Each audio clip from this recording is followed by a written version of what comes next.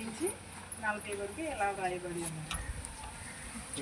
సత్య మార్గంలో నేను కోరుకుంటున్నాను, న్యాయ విధులు నేను నా ఎదుట పెట్టుకుని ఉన్నాను. ఏమి నిలుపుకున్నాడు దావీదు? సత్య మార్గమును నడుచుకుని ఉన్నాను, న్యాయ విధులను నేను నా ఎదుట పెట్టుకుని ఉన్నాను. ఈ కీర్తనలంతా కూడా ఎక్కడ రాశారంటే దావీదు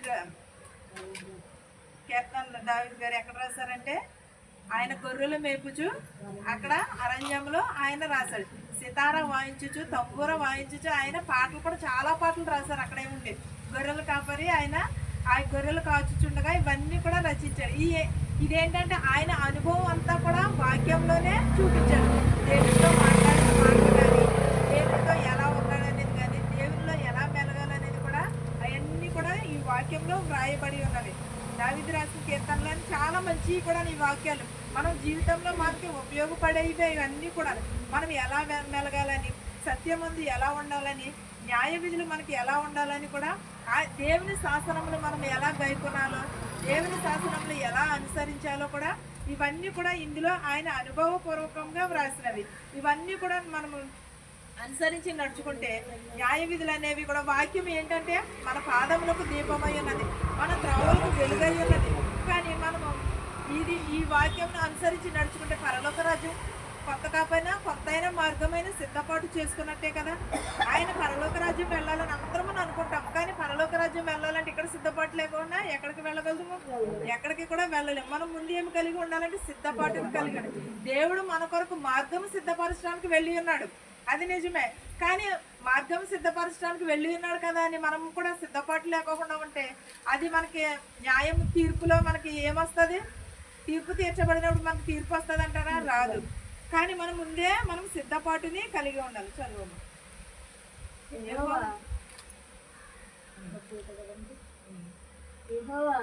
నేను నీ శాసనములను హత్తుకొని ఉన్నాను అని సిగ్గుపడనీయకును. యెహోవా శాసనములను హత్తుకుని ఉంటే మనల్ని దేవుడు ఎప్పుడు కూడా సిగ్గుపడనీయడు.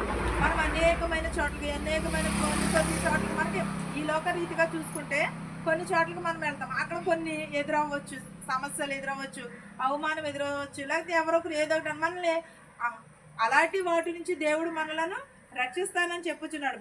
యెహోవా నేను నీ శాసనములు దేవుని శాసనములను హత్తుకుంటే మనం ఎప్పుడూ కూడా సిగ్గుపడనివ్వను అని అంటున్నాడు. దేవునిని గైకొనినప్పుడు, సత్యమును అనుసరించినప్పుడు, న్యాయమును అనుసరించినప్పుడు దేవుడు మనలను సిగ్గుపడనివ్వడు. యెహోవా నేను నీ శాసనములను హత్తుకుని ఉన్నాను, నన్ను సిగ్గుపడనీయకము అని అన్నాడు. దేవుని శాసనములను. కానీ నిజం చెప్పాలంటే ఇప్పుడున్న రోజులు బట్టి దేవుని సేవ చేస్తున్న వారు కానీ, దేవునిలో మెలుగు వరకే ఎక్కువ అవమానాలు ఎక్కువ. కానీ వాటన్నిటి నుంచి కూడా దేవుడు ఏం చేస్తానంటున్నాడంటే విడిపిస్తానని చెప్పుచున్నాడు. వాటన్నిటి నుంచి కూడా మిమ్మల్ని దూరం చేస్తానంటున్నాడు. చూడండి. నా హృదయములను నీవు విశాలపరిచినప్పుడు నేను నీ ఆజ్ఞల మార్గమును ఏంటది? నా హృదయమును నీవు విశాలపరిచినప్పుడు నేను నీ ఆజ్ఞల మార్గమును పరిగెత్తేదని అంటున్నాడు. దేవుని ఆజ్ఞలు 10 ఆజ్ఞలు ఇచ్చాడు దేవుడు. 10 ఆజ్ఞలు ఎవరు పాటిస్తున్నారు? అందులో ఒక్క ఆజ్ఞ అయినా పాటిస్తున్నామా మనము? ఒక్కటైనా మోషే కాలంలో అది రాశాడు దేవుడు. అది రాసిచ్చి కొండ మీద వాళ్ళు వెళ్ళినప్పుడు ప్రార్థన చేసినప్పుడు దేవుడు 10 ఆజ్ఞలు పాటించమని మోషేకి ఇచ్చాడు. కానీ మోషే కాదు, అవే బైబిల్లో ఉన్నది ప్రతిదీ కూడా మనకు కూడా వర్తిస్తుంది కదా. ఈ 10 ఆజ్ఞలు కూడా అలాగే వర్తిస్తాయి కదా. మరి అలాంటినప్పుడు 10 ఆజ్ఞలు ఎంతమంది మనము పాటిస్తున్నాము? 10 ఆజ్ఞలు వద్దు, అందులో ఒక ఆజ్ఞ పాటిస్తున్నామా మనము? ఒక్క ఆజ్ఞను కూడా పాటిస్తుంది. మా హృదయములను విశాలపరచుము అని అంటున్నాడు. అంటే మన హృదయం ఎలా ఉన్నది? ఇరుకుగా ఉన్నదా? ఎలా ఉన్నది? ఇరుకుగా ఉన్నట్టే కదా. విశాలపరచుమని అడిగినప్పుడు అయితే నా హృదయము విశాలపరచుము అని అంటున్నాడు. నేను నీ ఆజ్ఞల మార్గమున పరిగెత్తేదని అన్నాడు. దేవుని ఆజ్ఞలను మార్గంలోనూ మనం నడుచుకుంటే మనకి ఏ ఆపద వచ్చినా, ఏ శోధన వచ్చినా సరే దేవుడే చూసుకుంటాడు. మనం ఏమన్నాడంటే యుద్ధము నాది, మీరు ముందుండి నడవమండి అని అన్నాడు దేవుడు. నేను నడిపిస్తానన్నాడు. యుద్ధం యెహోవాదే అంటే యుద్ధము దేవుడే చేస్తానని అన్నాడు. మనల్ని అయితే నడవమని మాత్రం వచ్చిన. అలాగే ఈ ఆజ్ఞలను కూడా మార్గమును కూడా పరిగెత్తితే దేవుడు మనలను హత్తుకుని ఉంటాడు. యెహోవా నీ కట్టడలను అనుసరించుటకు నాకు నేర్పుము, అప్పుడు నేను కడమట్టుకు వాటిని గైకొందును. యెహోవా నీ కట్టడలను అనుసరించుటకు నాకు నేర్పుమనండి. మనం అన్ని కూడా ఎక్కడ నేర్చుకున్నాం? వాక్యంలోనే నేర్చుకోవాలి.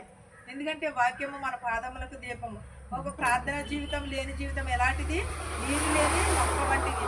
వాక్యం ఏం చేస్తుందంటే మనం ఎలా నడపాలో, ఏ ఉపదేశం అనుసరించాలనేది నేర్పిస్తూ ఉంటుంది. అప్పుడు మన కట్టడాలన్నింటిని కూడా దేవుడే గైకొని ఉంటాడు. దేవుడు ఆశ్రయించిన వారికి ఏ మేలును కూడా కొదువై ఉండదని అన్నాడు. అలాంటినప్పుడు దేవుని ఆజ్ఞలను అనుసరించిన, దేవుడును కట్టడాలని ఆజ్ఞలను మనం గైకూరినా మనకి ఏది కూడా కొదువై ఉండదు. ఈ ధర్మశాస్త్రం అనుసరించుటకు నాకు బుద్ధి దయచేయుము. అప్పుడు నా పూర్ణ హృదయముతో నేను దాని ప్రకారం నడుచుకుందును.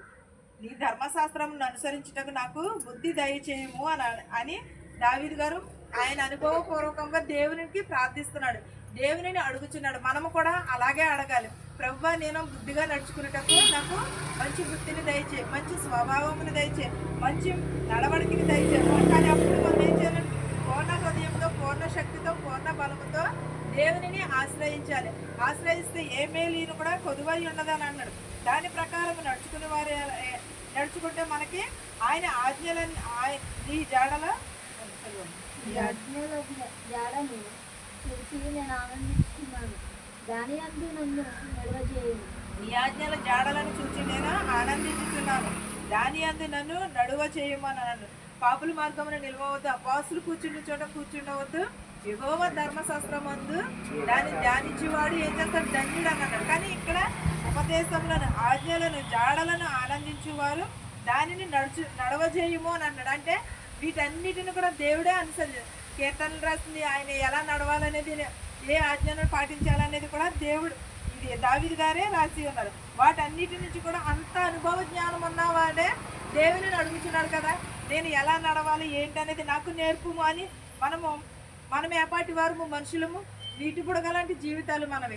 ఎప్పుడే పుట్టి అప్పుడే ఆవిరి వంటి జీవితాలు మనవి. అప్పుడే మాయమైపోయే జీవితాలు మనవి. అలాంటినప్పుడు మనం ఇంకా దేవుడిలో ఎదగాలని అనుకున్నప్పుడు అవమానం వచ్చినా ఏది వచ్చినా సరే వెనకంజ వేయకూడదు. ఎన్నో కొన్ని వస్తాయి, సాతాను శోధనలు వస్తూ ఉంటాయి. దేవుడినే శోధించిన సాతాను. మనం ఏపాటి వారము? మనము ఎలాంటి వారు? దేవుడిని అంతగా శోధించిన సాతాను. కానీ అయినా సరే దేవుడు ఏ మాత్రమును కూడా జంకలేదు. యోబును కూడా సాతాను అలాగే శోధించింది కదా. అలాంటినప్పుడు మనం ఏపాటి వారము? ఏ శోధన వచ్చినా ఏది వచ్చినా సరే మనము వెనకంజ చేయకుండా దేవునిలోనే వెళ్ళాలి. దావీదు గారు ఎలాగైతే అనుభవంగా వెళ్ళి ఉన్నారు ఎదరికి, మనము కూడా అలాంటి జీవితంనే కలిగి ఉండాలి. లోభము తట్టు కాకుండా నీ శాసనములు తట్టు నా హృదయము త్రిప్పుము. లోభము తట్టు కాక నీ శాసనము తట్టు నా హృదయము త్రిప్పుము అని అంటున్నాడు. లోభము అంటే ఏంటది? లోకమా? లేకపోతే ఈ లోకమే కదా. లోభము అంటే మనము ఈ లోకము వైపు కాకుండా దేవుని వైపు. ప్రసంగి గారు అన్నారు కదా, ఏమని? భూమి మీద ఉన్నది ప్రతిదిని కూడా వ్యర్థమే వ్యర్థమే. నేను ఎప్పుడు కూడా చెప్తూ ఉంటాను ఈ మాట. భూమి క్రింద ఉన్నది ప్రతిదిని కూడా వ్యర్థమే. మీరు తిరిచుడుట వ్యర్థమే, పని చేయుట వ్యర్థమే అని అన్నాడు. అలాంటినప్పుడు ఇవన్నీ కూడా వ్యర్థమైన మనం ఎక్కడ ధనం కోసం చూడాలి? పరలోక రాజ్యంలో ధనం కోసమే మనం ఎదురు చూడాలి. ఈ లోకంలో ధనం వచ్చి పురుగులు వచ్చి తినేస్తాయి, చిమ్మెట వచ్చి ఎత్తుకుపోతుంది, దొంగలు వచ్చి ఎత్తుకుపోతారు. కానీ దేవుని దగ్గర దాచబడిన ధనం అయితే ఎవరిని కూడా తీసుకుని పోలేరు, ఎవరిని కూడా పట్టుకుపోరు. అలాంటి లోభత్వం కాక ఈ శాసనముల తట్టు నా హృదయం తిప్పుమని, అంటే దేవుని శాసనముల తట్టు త్రిప్పమని అడుగుచున్నాడు. మనము కూడా అలాంటి జీవితంనే కలిగి ఉండాలి. వ్యర్థమైన వాటిని చూడకుండా నాకు అన్ని త్రిప్పివేయండి. నీ మార్గములలో నడుచుకుంట నన్ను బ్రతికించుము. వ్యర్థమైన వాటిని చూడకుండా నా కన్నులు త్రిప్పివేయుము. నీ మార్గంలో నడుచుకుంటకు నాకు బ్రతికింపు మనం. వ్యర్థమైనవి అనగా ఇప్పుడు వ్యర్థమైనది ఏంటి? టీవీలు ఇదివరకు అయితే, లేకపోతే ఇదివరకు వీధి నాటకాలు వేసేవారు మనం పుట్టక ముందు. తర్వాత టీవీలు వచ్చినాయి, ఇప్పుడు ఫోన్లు వచ్చినాయి. వ్యర్థమైన మంచి ఉన్నది, చెడు ఉన్నది. కానీ వ్యర్థమైన వాటిని చూడకుండా అని అంటాడు. మన దేహము తేటగా ఉండి, మన దేహమే దేవాలయం ఉన్నది. అలాంటినప్పుడు మన దేహము తేటగా, మన కన్ను తేటగా ఉండిన ఎడల మన దేహం అంతా కూడా తేటగానే కనిపిస్తుంది. మన దేహం ఎలా ఉండాలంటే శుద్ధత కలిగి ఉండాలి. ఎందుకంటే నీ దేహమే దేవాలయం అన్నది. నీ గుండె గుడిలోనే ఉన్నాడు దేవుడు, ఎక్కడో లేడని అన్నాడు.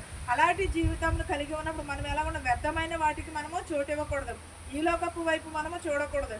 మనం మార్గంలో నడుచుకునేటప్పుడు నన్ను బ్రతికింపుమని అన్నాడు. నీతి మార్గంలో అనుసరించుటకు నన్ను బ్రతికింపుమని అన్నాడు. కానీ మనం నీతిని చూసి మనం అనుసరించుచున్నామా? నీతిని మనము లోబడి ఉంటున్నామా? సత్యమును ఒక్కసారి మన హృదయాన్ని మనము పరిశీలన చేసుకోవాలి. ఎవరో చెప్పడం కాదు, ఏదో కాదు. మన హృదయం ఎలా ఉన్నది? మనం ఎలా ఉన్నాము, వేటిపైన చూస్తున్నాము. మనం 4 గోళ్లమైన చూడొచ్చు, కానీ దేవుడు చూస్తున్నాడు కదా ప్రతిదీని. దేవునికి చాటు మరుగైనది ఏది కూడా లేదు. దేవుడికి ఏది కూడా అసాధ్యమైనది లేదు. ప్రతిదీని కూడా దేవునికి సాధ్యమే. ఎందుకంటే మనుషులు కన్ను కప్పొచ్చేమో, కానీ దేవుని కన్ను మనము కప్పలేము. ఒకవేళ నేను చూడలేదని ఏదైనా పాపం చేయొచ్చేమో, కానీ దేవుడు చూస్తున్నాడు కదా. ఈ మనుషుల కంటే దేవునికి ఎక్కువ ప్రాధాన్యత ఇవ్వాలి. ఎందుకంటే నేను చాలాసార్లు చెప్పాను ఈ కథ కూడా. ఒక ఊర్లోని నిజంగానే జరిగినది. అమెరికా దేశంలోనంట ఒక తండ్రి కొడుకు దొంగతనానికి వెళ్ళారంట. దొంగతనానికి వెళితే తండ్రి ఏమో లోపలికి వెళ్ళాడు, కొడుకేమో బయట ఉన్నాడు. ఎవరన్నా వస్తే చూడు బాబు, ఎవరన్నా వస్తే చెప్పు, నేను బయటకు వచ్చేస్తానని కొడుకుని బయట కాపలా పెట్టి వెళ్తే లోపలికి వెళ్ళకుండా ఇటు అటు అన్నీ చూశాడంట. ఎవరో రాలేదంట. పైకి చూశాడంట. పైకి చూస్తే దేవుడు చూస్తున్నట్టు అనిపించిందంట. వెంటనే కుర్రవాడని డాడీ మనుషులు వస్తున్నారు రా రా అన్నది. బయటకు వచ్చి చూశాడంట. ఇటు చూశాడు అటు చూశాడు, ఎవ్వరు కూడా కనిపించలేదు. ఏరి అంటేనే పై నుండి దేవుడు చూస్తున్నాడు అని చెప్పాడంట. అంటే మనం ఇంతమంది కన్నులు కప్పినా దేవుని కన్ను మనం కప్పలేమని కదా. దేవుడు పైనుండి ప్రతిదీ చూస్తున్నాడు కదా. అప్పుడు తండ్రి ఏం చేశాడు, సిగ్గుపడి వెనకకి వచ్చేసారంట దొంగతనం చేయడం. అంటే తండ్రి కొడుకును మార్చాడు, కానీ ఇక్కడ ఏం జరిగింది, కొడుకు తండ్రికి మార్చాడు. అందుకనే వ్యర్థమైన వాటిని చూడవద్దు, నా కన్నులను వ్యర్థమైన వాటిని చూడకుండా నా కన్నులు త్రిప్పుమని అన్నాడు. నీ మార్గంలో నడుచుటకు నన్ను బ్రతికింపుము అన్నాడు. దేవుని వాక్యంలో మన బిడ్డలకు మనం ఏం నేర్పుతామో అదే మనం కూడా మన తండ్రి మన ఎడల కోరుకుంటాడు. మనము మంచిని చూడాలని అనుకుంటాం. దేవుడు కూడా దేవుని బిడ్డలం కదా మనము. అలాంటినప్పుడు దేవుడు మన ఎడల కూడా మంచిని చూడాలని అనుకుంటాడు కదా. ప్రతిదీ కూడా దేవుని లేకుండా ఏది జరగలేదు, కానీ సమస్తమును కూడా దేవుడిచ్చినవే. కానీ సమస్తమును కూడా మనం కూడా అలాగే నీతి మార్గంలో నడుచుకోవాలి. నీవిచ్చిన వాక్యము మనుషులలో నీ భయమును పుట్టించుచున్నది, నీ సేవకునికి దాన్ని స్థిరపరచును. నీవిచ్చిన వాక్యము మనుషులలో భయము పుట్టించుచున్నది అని అన్నాడు. అది ఇది వరకు రోజులు దేవుడు అంటే భయము, భక్తి అనేది. ఇప్పుడు అంటే ఎవరికున్నది దేవుడు అంటే భయము, భక్తి ఎవరికి కూడా లేదు. ప్రతి ఒక్కరూ కూడా దేవునికి లోబడటం మానేసి ఏం చేస్తున్నారంటే ఈ వ్యర్థమైన వాటికే లోబడుతున్నారు. కానీ ఇక్కడ ఏమన్నా వాక్యము నిజముగా చదివితే, నిజముగా అనుసరించి నడుచుకుంటే కూడా నిజముగానే భయమే పడుతుంది. సేవకునిగానే కాదు, సేవకురాలుగానే కాదు, ఎవరికైనా సరే వాక్యం అనుసరించినప్పుడు, వాక్యం చదివినప్పుడు నిజంగానే భయం పడుతుంది. ఎందుకంటే ఆ వాక్యం అంతగా ఖండిస్తూ ఉంటుంది. వాక్యం 2 వైపులా ఖడ్గము వంటిది, ఎటు చూసినా పదును కలిగినదే. అలాంటి పదును కలిగిన వాక్యమును మనం ఏం చేస్తున్నామంటే భయమును పుట్టించుచున్నది. సేవకునికి దాన్ని స్థిరపరచుచున్నది అని. సేవకునికే కాదు మనందరికీ కూడా వర్తిస్తూ ఉంటుంది. సేవకులుగా అనే కాదు, ప్రతి ఒక్కరికి కూడా ఎలా స్థిరపరిచి ఉంటుంది దాన్ని స్థిరపరచమని అంటున్నాడు. ఈ సేవకునికి దానిని స్థిరపరచు. ఎందుకంటే ఒక్కొక్క విధానమును బట్టి చెప్తూ ఉంటారు వాక్యాన్ని, ఒక్కొక్క తెలివితేటలను బట్టి ఒక్కొక్కరు చెప్తూ ఉంటారు. ఒక్కొక్కరు ఏం చేస్తారంటే బైబిల్లో చెప్తారు, ఒక్కొక్కరు ఏంటంటే ఈగోలోకమైనవి చెప్తారు. ఏ సేవకులైనా సరే దేనికోసం చెప్పాలంటే మెయిన్ మారు మనసు కోసం చెప్పాలి, సిద్ధపాటు కోసం చెప్పాలి, యెహోవా యందు భయభక్తులు కలిగి ఉండమని చెప్పాలి. లేదు ఇప్పుడున్న రోజుల్లో ఏంటంటే ఆశీర్వాదం కోసమును, దశమ భాగము కోసమును, లేకపోతే దీవెనల కోసమును, వీటి కోసమే చేస్తున్నారు. కానీ సేవ అనేది దేని కూడా మారు మనసు కలిగి ఉండండి, రక్షణ భాగ్యమును కలిగి ఉండండి, దేవుడు త్వరగా వచ్చుచున్నాడు అనేది ఎవరును కూడా చెప్పట్లేదు. కానీ మనము ఇప్పుడున్న స్థితిలో అయితే మారు మనసు పొందండి అని మాత్రమే చెప్పాలి. ఎందుకంటే ధనము అన్నీ కూడా దేవుడు సమృద్ధిగానే ఇచ్చాడు. తెలివితేటలు కానీ ప్రతి ఒక్కటిని కూడా అన్ని సమృద్ధిగా ఇచ్చాడు. ఏది కూడా కొదువు లేదు. ఎవరిని కూడా దేనికి కూడా బాధపడే స్థితిలో ఉంచలేదు దేవుడు. కానీ మనం ఏం చేస్తున్నామంటే వాక్యమునకు లోబడి ఉండట్లేదు. మనుషులలో భయం అనేది వాక్యము పుట్టించుచున్నది. నీవిచ్చిన వాక్యము మనుషులలో భయమును పుట్టించుచున్నది, కానీ సేవకునికి దానిని స్థిరపరచుము అని అంటున్నాడు. నీ న్యాయవిధులు ఉత్తమములు, నాకు భయం పుట్టించుచున్న నా అవమానపు కొట్టివేయుము. న్యాయ విధులు ఉత్తమములు, నాకు భయము పుట్టించుచున్న నా అవమానములు కొట్టివేయుము అని అంటున్నాడు. న్యాయ విధులు ఎలా ఉన్నవి? ఉత్తమములై ఉన్నవి. నాకు భయము పుట్టించుచున్న నాకు అవమానము కొట్టివేయము అని అంటున్నాడు. న్యాయ విధులను బట్టి మనం ఏం చేయాలంటే న్యాయము తీర్చడానికి మనం ఏ పాటి వారము? ఈ లోకంలో మనం తీర్పు తీర్స్తే దేవుడు మనకి తీర్పు తీర్చడని చెప్తున్నాడు. ఈ లోకంలో మనము తీర్పు తీర్చకూడదు, న్యాయమునే అనుసరించి నడుచుకోవాలి. దేవుడు అంటే భయమును కలిగి ఉండాలి. భయమును కలిగి ఉన్నా కూడా దేవుని అవమానాలు వస్తాయి కానీ తట్టుకోవాలి. గోళ్ళు అవమానాలు, గోళ్ళు ఎదురు దెబ్బలు వస్తాయి, అవన్నీ కూడా తట్టుకోవాలి. నా నాకు ఎదురైనవి అంటే నిజంగానే చాలా దేవునిలోకి వచ్చింది. మా మావయ్య అన్నాడు, నువ్వు వాకి బాగా చెప్తున్నావు కానీ గోళ్ళు అవమానాలు వస్తాయి, గోళ్ళు శోధనలు వస్తాయి, అవన్నీ తట్టుకునే పనులు అయితేనే ఎదురుకు వెళ్ళు, లేకపోతే వెళ్ళొద్దని చెప్పాడు. కానీ నేను తట్టుకుంటానే, ఎన్నో కొన్ని కష్టాలు తట్టుకున్నాను నేను, ఇది ఎంతది అని అనుకున్నాను నేను. కానీ నిజంగా అలాగే తట్టుకుని నిలబడుతున్నాను. ఎందుకంటే దేవుని వాక్యంలో ఎప్పుడైతే మనము ఎదరికి వెళతామో అన్నీ దేవుని వాక్యంలోనే కాదు, దేనికైనా సరే ఒక పని చేసామనుకో, ఓ పని ఎదరకుండి చక్కబెట్టామనుకో, గోళ్ళ మంది వెనకాలని తిడతారు. అది మానవుల నైజమే అంతే. ఇంకా అలాగే వస్తూ ఉంటాయి కానీ వాటన్నింటికి భయపడి వాక్యములు మాత్రంలో విడిచిపెట్టకూడదు. దేవుడే చూసుకుంటాను అన్నాడు కదా, మనం ఎలా మనల్ని సిగ్గుపడనివ్వని అన్నాడు, మనల్ని అవమానపడనివ్వని అన్నాడు. కానీ అవమానాలు వచ్చినప్పుడే మనము అవి కొట్టివేసి ఎదరికి వెళ్ళాలి. నీ ఉపదేశములు నాకు అధిక ప్రియములు. నీతిని బట్టి నన్ను బ్రతికించు. దేవుని ఉపదేశములే ఏమై ఉన్నవి? అధిక ప్రియములై ఉన్నవి. నీతిని బట్టి బ్రతికించమని. మనం నీతిగా ఉంటే దేవుడే మనలను బ్రతికిస్తూ ఉంటాడు. నీతిని అనుసరించి నడుచుకోమని అని అన్నాడు. దావీదు గారు ఎంతసేపు ఏమి చెప్పినాను కూడా ఈ కీర్తనలు అంతా కూడా న్యాయమును, ఉపదేశమును, లేకపోతే నీతిని, ఇవన్నిటికీ కూడా దేవుడు భయపడి ఉండమన్నాడు. యెహోవా యందు భయభక్తులు కలిగి నడుచుకోమని చెప్పాడు. ఈ ధర్మశాస్త్రం అంతయు కూడా, ఈ దావీదు గారు రాసిన ధర్మశాస్త్రం అంతయు కూడా వీటి ద్వారాగానే నిండి ఉన్నది. నీ తల్లిదండ్రులు సన్మానింపమన్నది, పూర్ణ హృదయంలో దేవుని స్తుతించమని చెప్పాడు. ఇవన్నీ కూడా చెప్పారు. కానీ మనం ఎంతవరకు పాటిస్తున్నాం ఇవి? మనం దేవుని వాక్యం వింటున్నాం, మన హృదయంలో నాటుకుంటున్నాం. మన హృదయంలో ఎలా ఉంటుంది ఒక్కసారి ఆలోచించుకుంటున్నామా? మనం వాక్యం వినడము విడిచిపెట్టేయడము కాదు, విన్నదాన్ని మన హృదయంలో గ్రహించుకోవాలి. గ్రహించుకుని అంత వాక్యం అంతా కూడా మన హృదయంలో నాటుకోదు, కానీ ఆవగింజంతా ఒక్క చిన్న మాట అయినా సరే మన హృదయంలో నాటుకుంటే సరిపోతుంది. వాక్యంలో అందరం కూడా వెలుగుతున్నాము, బైబిల్ చదువుకుంటున్నాము, ప్రార్థన చేసుకున్నాం, కానీ మన హృదయంలో ఎంతవరకు స్థిరపడి ఉంటుంది, ఎంతవరకు ఫలిస్తుంది? కానీ విని విడిచిపెట్టేవారుగా కాకుండా మనము ఏం చేయాలంటే వాక్యంను అనుసరించేవారుగానే ఉండాలి. వాక్యంను మనము లోబడి ఉండాలి. వాక్యంను మనము గైకొనాలి. మనం చెప్పటము, వినటము, యూట్యూబ్లో చూస్తున్నాము, టీవీలో చూస్తున్నాము, అన్నిటిలోని కూడా చూస్తున్నాము. కానీ అవి వాక్యము మన వరకు ఎంతవరకు ఫలిస్తుంది, ఎంతవరకు ప్రతిఫలము వస్తుంది, ఇవన్నీ కూడా చూసుకుని మనము ఎదరికి వెళ్ళాలి. ఈ వాక్యము మీకును మాకు మనందరి కుటుంబాలకు తోడై ఉండును గాక. ఆమేన్.